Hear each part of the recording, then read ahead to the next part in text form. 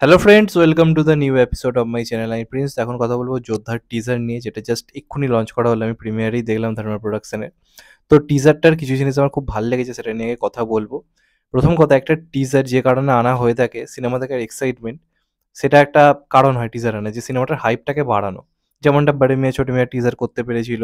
এছাড়া বহু teaser teaser এই জন্য আনা হয়, ট্রেলার আমাদেরকে গল্প সম্বন্ধে একটা আইডিয়া দেয়, টিজার ফার্স্ট ইমপ্রেশনটা তৈরি করে। টিজার কিন্তু খুব ইম্পর্টেন্ট।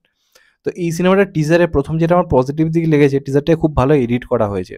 আপনারা যে টিজারটা দেখেন ভালো করে, যে টাইম থেকে এই মানে টিজারটার মধ্যে সিদ্ধার্থ মালহোত্রার এন্ট্রি হলো, তখন থেকে টিজারটা জাস্ট কিক-অ্যাস লাগতে শুরু করে। মারাত্মক অ্যাকশন রয়েছে এবং ইদানিংকালে সিদ্ধার্থ মালহোত্রা অ্যাকশনে খুব জোর দিয়েছে, নিজের অ্যাকশনকে অন্য লেভেলে নিয়ে গেছে। সেটা আমরা যেটা ওটিটিতে এটা এলো, ইন্ডিয়ান পুলিশ ফোর্স বলে, বা তার আগে যদি তার কাজ দেখেন শেরশাহ। তো অ্যাকশন কিন্তু খুব ভালো করে এখন সিদ্ধার্থ মালহোত্রা। সিদ্ধার্থ মালহোত্রাকে বেসিক্যালি চকলেট বয় বা খানিকটা একটু অ্যাংরি টাইপের পার্ট করতো প্রথম দিকে। এগ ভিলেন, তারপর student of the year, Hasee Toh ফাসি, পরপর বেশ কয়েকটা হিট দিয়েছিল, তারপর ওকে ইউজ করা হয়নি।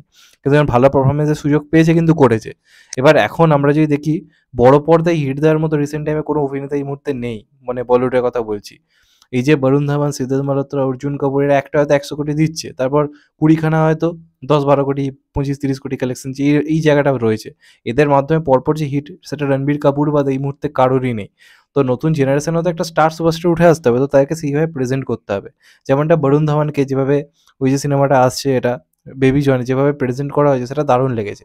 তারপরে এই যে টিজারটা, তো সিদ্ধার্থ মালহোত্রা কিন্তু দারুণ লাগছে।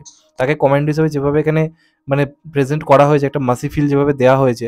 কারণ এই যে হাইজ্যাক ধরনের সিনেমাগুলোকে প্রপারলি মাসি ওয়েতে কিন্তু প্রেজেন্ট করা হয় না, সেগুলোকে খুব অন্যভাবে মানে প্রেজেন্ট করা হয়। হাইজ্যাক নিয়ে যে কটা অব্দি কাজ হয়েছে আপনারা যদি দেখেন, দেখলে বুঝতে পারবেন সেই সিনেমাগুলোকে সেই প্রপার মাস মুভি ভাবে বানানো খুব ডিফিকাল্ট। তো এটার ক্ষেত্রে কিন্তু সেই ট্রিটমেন্টটা করা হয়নি। এটার ক্ষেত্রে কিন্তু পিওর মাসি ফিল কিন্তু সিনেমাটার মধ্যে রাখা রয়েছে। সিনেমাটায় প্রচুর অ্যাকশন রয়েছে। যেটুকু যেটুকু অ্যাকশন দেখানো হয়েছে এই টিজারটাতে, সেগুলো কিন্তু দারুণ হয়েছে। বিদ্যুৎ জামালের মানে আমাদের সিদ্ধার্থ মালহোত্রার কিছু অ্যাকশন সিকোয়েন্স দেখলাম, যেগুলো কিন্তু দারুণ হয়েছে, সেগুলো দেখতে দারুণ লাগছে, এটা নিয়ে কোনো ডাউট নেই। তো ভিএফএক্স ওয়াইজ সব কিছু ওয়াইজ সিনেমাটা এমনি দেখতে লুক অ্যান্ড ফিলটা খুব ভালো দিয়েছে। এবার প্রবলেম হচ্ছে, এই ধরনের কনসেপ্টে আমরা কাজ এবার বহুবার দেখি। যেমন এখানে যে ডায়ালগগুলো, এরকম ডায়ালগ বহুবার শোনা, সেই এক ডায়ালগ কুর্সি কি পেটি বাঁধলো, এটা কেন লোকে 100 বার শুনবে? আর গল্পটা কতটা, স্ক্রিন প্লেটা এই সিনেমাটার ভালো হবে তার উপর অনেক কিছু ডিপেন্ড করছে। এটা খুব ইম্পর্টেন্ট এই সিনেমাটার ক্ষেত্রে, কারণ নতুনত্ব কিন্তু কিছু নেই। নতুনত্ব কিন্তু এই গল্পটার ক্ষেত্রে বিন্দুমাত্র কিন্তু কিছু নেই। সেই চেনা ছকেরই গল্প, যে হয়তো পাকিস্তানিরা একটা প্লেনকে হয়তো হাইজ্যাক করছে, এবার এ হয়তো বাঁচাতে গেছে। তো এই ধরনের সিনেমার ক্ষেত্রে আমরা জানি স্টোরি মানে কি হবে, তো সেক্ষেত্রে স্ক্রিন প্লেটাকে কতটা ভালোভাবে সিনেমাটার মধ্যে রাখতে পারে, গল্পটা কতটা মানুষকে বসিয়ে রাখতে পারে, ড্রামাটা কতটা মানে এক্সাইটেড করতে পারে, থ্রিলটা কতটা রয়েছে, তার উপর অনেক কিছু ডিপেন্ড করছে। চেনা গল্প লোকে বারবার দেখতে পছন্দ করে, যে সঠিকভাবে এক্সিকিউট করা হয়। তো এই টিজারটা দেখে এমনিতে তো প্রমিসিং লাগছে, কিন্তু খুব নতুন কিছু দেখবো, বা এই ধরনের সিনেমা যে লোকে এখন দেখতে যাবে, এই ট্রেন্ডটা কিন্তু কোথাও গিয়ে কমেছে। নাহলে আজকে ফাইটার তো আরও বেটার বিজনেস করতে পারতো। ফাইটার যে লেভেলে কাজ হয়েছে, কিন্তু ফাইটার কি সেই বিজনেস কোথাও গিয়ে করতে পারলো? মানে পারেনি। কারণ লোকের মনে হচ্ছে যে না, নতুনত্ব কিছু নেই, যে ইন্ডিয়া পাকিস্তান ক্যাজাল, হিরো কিছু ডায়ালগ দেবে পাকিস্তানকে, এইসবই হবে। তো যে কারণে লোক অতটা গুরুত্ব দেয়নি। তার মধ্যে এই সিনেমাটাও কতটা চলবে, কতটা দর্শক দেখতে যাবে, তার উপর অনেক কিছু ডিপেন্ড করছে। কারণ এইগুলো কিন্তু খুব এক্সপেরিমেন্টাল কাজ। এগুলো চলে গেলে ইন্ডাস্ট্রির জন্য ভালো, না চললে ইন্ডাস্ট্রিরই ক্ষতি।